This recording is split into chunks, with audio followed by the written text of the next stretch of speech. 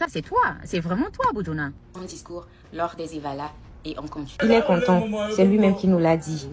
Quand il nous voit comme ça, nous allons lui dire quoi? Qu'il aille se coucher, qu'il aille se reposer. Quand les chiens aboient, est-ce que vous avez jamais vu Un jour, les chiens aboyer et ça effraie le lion? Est-ce que les chiens aboient et ça effraie le lion ou le lion s'inquiète? Ceux qui sont là, qui gâtent et qui mélangent tout, les histoires. c'est leur problème, ça les concerne quoi. On dit les saboteurs, c'est eux-mêmes qui se fatiguent. Ceux qui les regardent, c'est eux-mêmes qui se fatiguent. Ah bon, Bojona, quand les chiens aboient, les lions ne tremblent pas. Dans cette vidéo, on va décortiquer la vidéo de Soline Fleur-Linest qui fait des révélations graves sur Pascal Bojona. Soline critique vivement Pascal Bojona, le qualifiant de « mouton » et de « caniche » du régime. Il rappelle à Bojona son passé de victime persécutée par le même pouvoir qu'il loue désormais, soulignant son revirement et son opportunisme.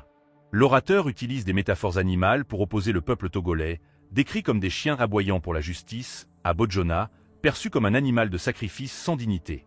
Il dénonce également le « lion », le régime, le décrivant comme un charognard peureux, en contraste avec l'image qu'il tente de projeter.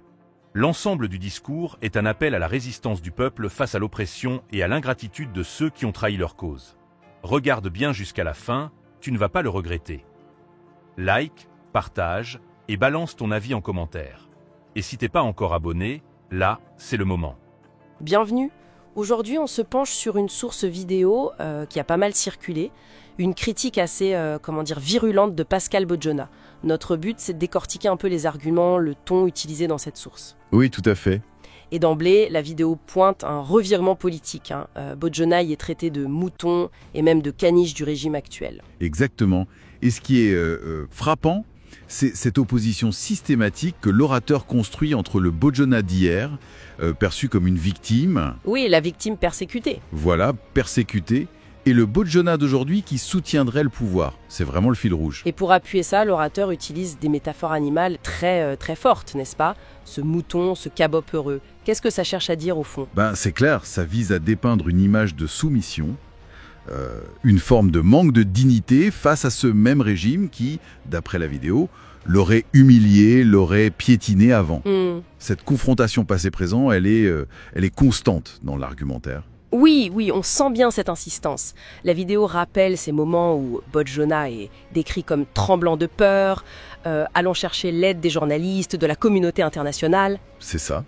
Et ce passé est mis en face de ses déclarations plus récentes. Comme celle sur les chiens qui aboient. Exactement. Quand il utilise cette expression pour parler des critiques, eh bien l'orateur dans la vidéo la retourne complètement contre lui. Ah oui, comment? Eh bien, Bojona devient lui-même, dans cette rhétorique, un chien de cour. Un chien qui aurait, oublié les cours reçus hier parce que, je cite la source, la gamelle aujourd'hui est pleine. Ah ouais, c'est direct comme accusation d'opportunisme. Très direct, oui. Et ça s'appuie même sur des faits précis, ou du moins présentés comme tels. Comme l'affaire des marchés incendiés. Oui, voilà. L'affaire de 2013. L'orateur affirme que Bojona y a été accusé à tort. Il mentionne même Mohamed Loum qui l'aurait averti et innocenté publiquement. D'accord. Donc, l'ironie qui est soulignée, c'est ça, une ancienne victime qui ferait maintenant les éloges au bourreau. C'est ce paradoxe apparent qui donne sa force à l'argument. Et cette imagerie animale, on la retrouve pour d'autres figures aussi, j'ai l'impression. Pas seulement pour Bojona. Tout à fait. Le peuple qui critique, par exemple, est aussi assimilé au chien qui aboie. Mais là, attention, c'est présenté de manière positive. Ah bon? Comment ça? Aboyer dans ce contexte, c'est légitime. C'est un signe d'alerte, c'est dénoncer l'injustice, quoi. C'est Bojona qui est le mouton, lui, l'animal passif, prêt pour le sacrifice. Le mouton bien cadenassé, qui a renoncé à sa dignité pour manger des miettes, ce sont les termes de la vidéo, c'est ça? Exactement. Les termes sont très crus. Donc on a cette opposition, les chiens qui aboient pour la justice et le mouton soumis. Et le pouvoir alors? Est-ce qu'il est présenté comme le lion dans cette ménagerie? Eh bien, justement, non.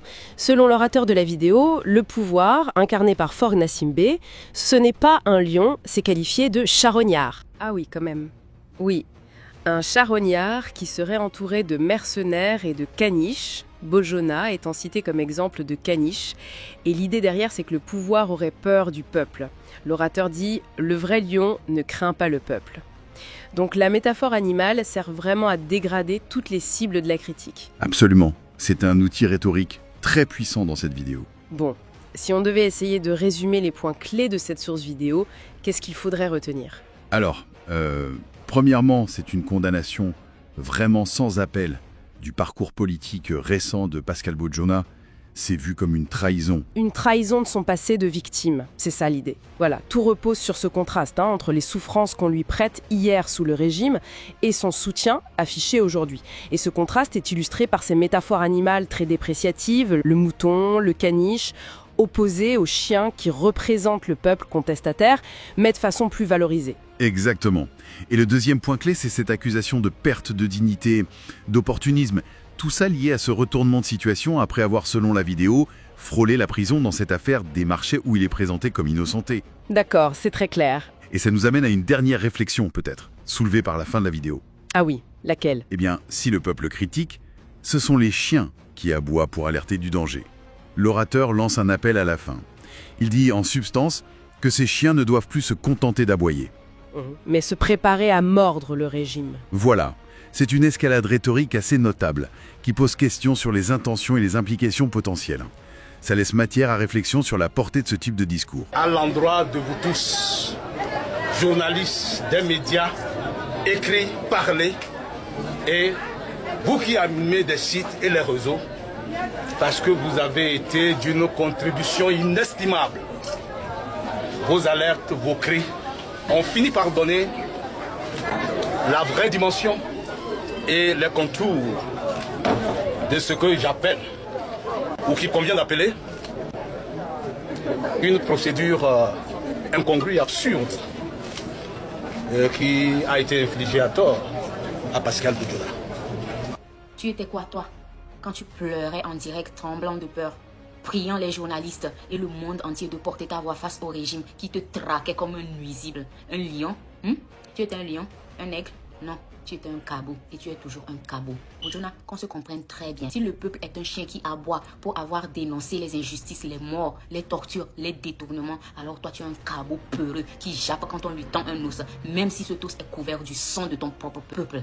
Le cabot lâche, peureux, qui a préféré se coucher devant son agresseur plutôt que de se tenir debout devant l'histoire. Tu étais un monument de la République dont on voulait se débarrasser. Et on t'a tous vu supplier, pleurer, remercier le monde, les médias, ceux-là même dont tu te moques aujourd'hui parce qu'ils avaient osé dénoncer ton sort.